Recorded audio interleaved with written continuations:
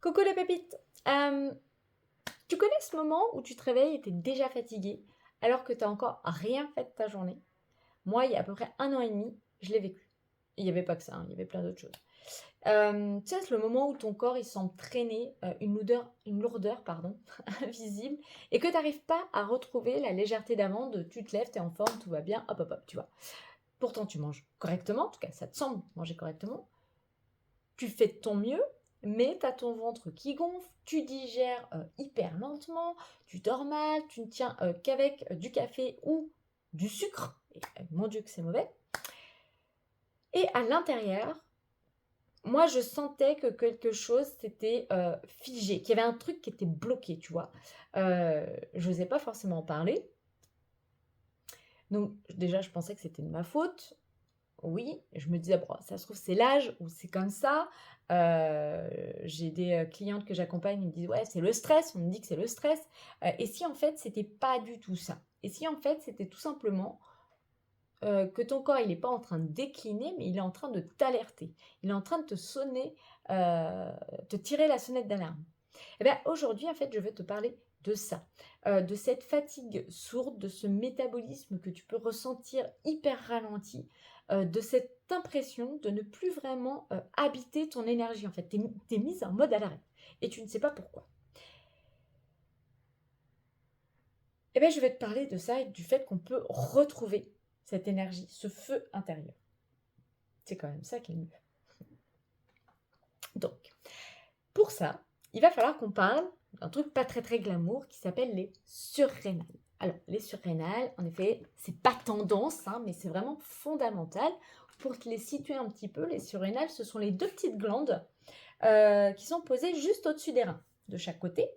Et ce sont elles qui te permettent de te tenir debout, de gérer ton stress, de récupérer, de t'adapter aux situations que ton corps peut subir. Et en fait, c'est là aussi que se fabrique le cortisol, donc l'hormone de l'adaptation, mais aussi tout ce qu'on appelle du stress, et aussi la DHEA, qui est la fameuse hormone de la vitalité. On l'a dit, on dit que c'est la mère des hormones. Et en fait, quand ces glandes, elles sont surchargées, quand elles n'en peuvent plus, quand elles sont à bout, et bien en fait, elles font tout ralentir. Du coup, tu te retrouves avec un métabolisme qui va être endormi, une digestion qui va être à l'arrêt, un système nerveux qui va être en surchauffe par contre, un sommeil qui va devenir léger, haché, inefficace, et alors un ventre qui devient le véritable ballon émotionnel et inflammatoire, quoi. Je dis, euh, et ce n'est pas parce que tu manges mal, en tout cas pas que. Ce n'est pas parce que tu ne fais pas assez de sport.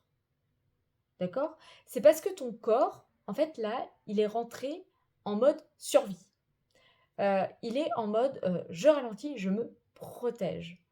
Euh, c'est pas ta faute dans le sens où tu n'en es pas coupable. Par contre, tu en es responsable et tu as le pouvoir et la responsabilité d'agir dessus. Et c'est là, justement, où j'ai envie de te parler d'une étude que j'ai trouvée absolument passionnante. Alors, c'est pas dans le genre sensationnel pour tout le monde, hein, mais pour moi, ça l'est clairement. Euh, en tout cas, on touche vraiment à une vérité biologique qu'on ne va plus pouvoir ignorer. Et cette étude, en fait, elle a été menée par une équipe de l'Université de Genève, où ils ont travaillé pendant plusieurs années sur des profils de personnes ayant vécu des traumatismes, et en particulier des traumatismes durant l'enfance. Donc cette étude, ils l'ont publiée, je crois que c'est en 2011, il me semble. Donc leur but, c'était de voir si ces vécus, ces traumatismes, laissaient une trace biologique. Pas un souvenir, pas des émotions, pas du psycho en fait, mais vraiment des traces dans l'ADN, si on pouvait les retrouver au niveau biologique. Et la réponse, eh bien, elle est oui. Chez les personnes victimes de négligence ou de violence, en fait, ils ont observé une modification. En particulier, ils ont regardé le gène NR3C1, qui est le gène clé dans la gestion du stress. Tu vois le lien maintenant avec les surrénales, ça arrive. Mais c'est pas tout. Un jour, ils ont eu accès à un cas unique, et moi j'ai trouvé ça absolument génial. Bon, pas le cas, hein, mais ce qu'ils ont trouvé. Ils ont eu accès à 3 générations, une grand-mère, une mère et une petite fille. La mère avait été victime directe d'un traumatisme grave puisqu'elle a subi un inceste par son propre père.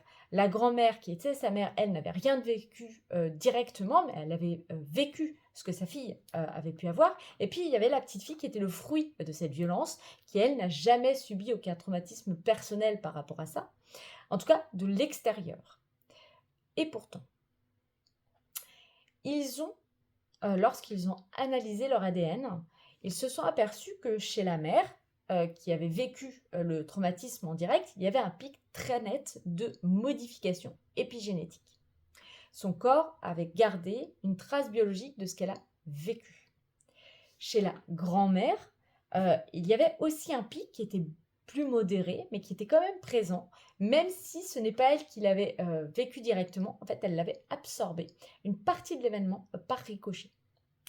Et ce qui est le plus dingue, moi je trouve, c'est que chez la petite fille, celle qui n'avait rien vécu directement, puisqu'elle n'existait même pas, celle qu'on aurait pu croire épargnée, en fait, eh ben, c'est chez elle que se retrouvait le pic le plus fort, le pic le plus marqué. Biologiquement, elle porte la charge traumatique la plus élevée, et même une charge traumatique plus élevée que sa propre mère qui a subi le traumatisme. Tu te rends compte? Enfin, je trouve ça mais, hyper déroutant, en fait. Et en même temps, tellement vrai, tellement on le sait, en fait. Mais on n'arrivait pas encore à l'expliquer. Et là, la science l'a enfin expliqué, donc on ne pourra plus nous dire ouais, qu'on vienne pas me dire justement que ce qu'on vit, ça ne laisse pas de traces. Qu'on ne vienne plus me parler non plus de volonté ou de faiblesse. Enfin, il y a un moment, non. T'es pas coupable, tu vois, t'es pas coupable que ta maman ait subi ça, mais t'en es responsable, d'accord?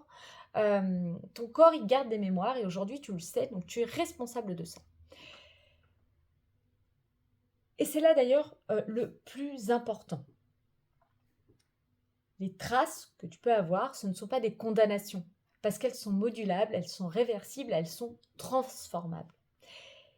C'est ce que démontre la science de l'épigénétique. Je t'en parle assez régulièrement de ça, mais nos gènes ne sont pas des chaînes, en fait. Ce sont des interrupteurs qu'on peut allumer ou éteindre en fonction de l'environnement.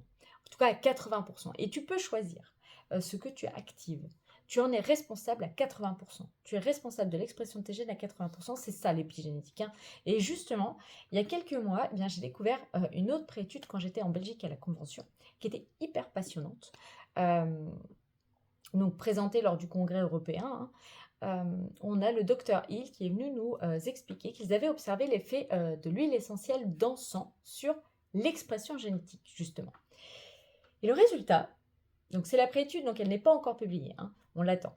Mais le résultat, c'est que l'huile essentielle seule, elle avait un impact sur plus de 2200 sites génétiques. Mais quand ils l'ont combinée à l'acide boswellique, qui est son composé actif naturel, eh bien elle avait un impact de plus de 46 000 sites génétiques. Tu te rends compte? 46 000 sites génétiques. Tu as bien entendu, oui, oui. Et ça, on l'a dans une petite gélule. C'est justement la révolution, parce qu'elle vient d'arriver en Europe, elle a débarqué. Et c'est juste génial. Et moi, j'ai eu la chance de l'expérimenter en avant-première depuis ce congrès européen. Et donc, là, je l'ai tout de suite reprise parce que c'est juste absolument génial. Donc là, je ne parle pas de magie, hein, d'accord? C'est prouvé, scientifiquement, on parle d'une avancée qui est concrète, qui est mesurable et qui est scientifique, ok? C'est pas du... D'accord? Et je te partage ça parce que tu mérites de le savoir, parce que tu mérites de sortir de ce flou, de pouvoir reprendre le pouvoir, d'en prendre conscience, de comprendre ce que tu ressens dans ton corps n'est pas trop, n'est pas bizarre, c'est pas dans ta tête, c'est pas je peux rien faire, c'est réel et tu as le pouvoir. Voilà. Tu peux choisir d'agir ou pas.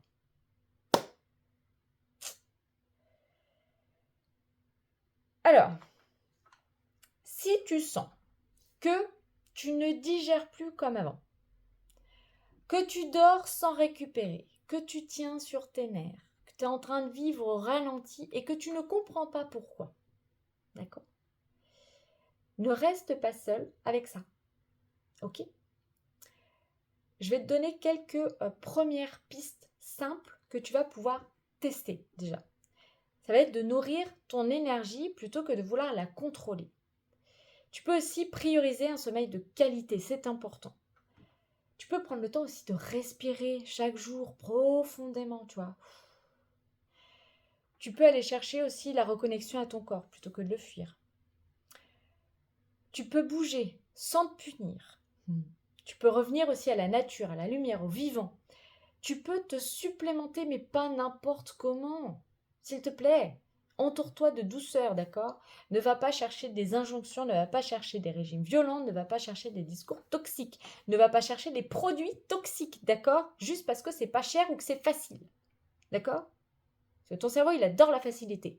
Donc là, il n'y a que toi qui peux lui dire non, je vais prendre ce qui est un petit peu plus compliqué pour moi, mais ce qui est mieux.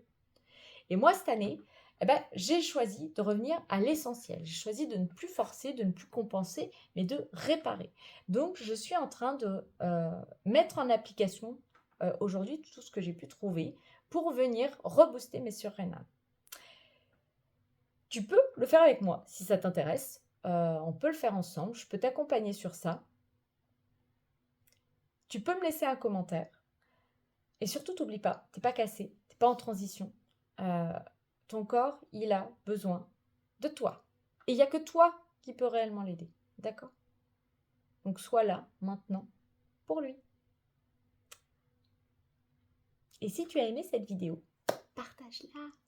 Mets un petit j'aime, abonne-toi, montre-moi que tu es ici et que ce que je fais te plaît. Allez,